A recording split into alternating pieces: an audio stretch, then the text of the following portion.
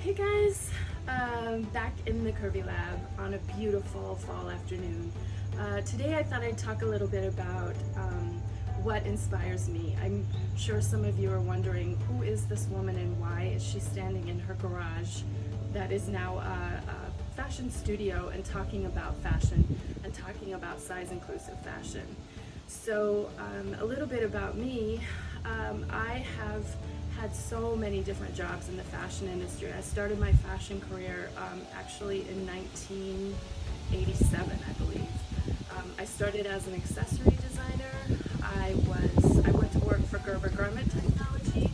I learned a lot about the inside of the industry, CAD systems, etc. I worked for Anne Klein, which is a very prestigious design house.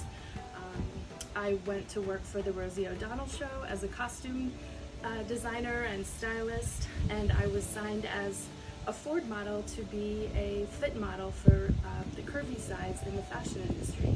So having said all of that, you can see that I've really experienced, I believe I've experienced the fashion industry from so many different angles.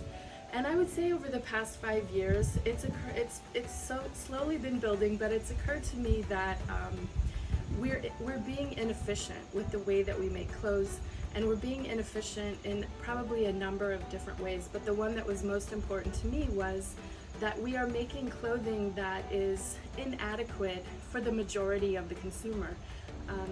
And I'm speaking specifically about curvy girls, size inclusive girls. So I wanted to make it part of my personal mission to sort of throw out ideas or start a dialogue between industry and education, to talk about ways that we can do this better. And that's what my videos are about. A lot of them are educational, and we use those at the High School of Fashion Industries in New York City to talk about ways to prepare future designers to be more inclusive with design.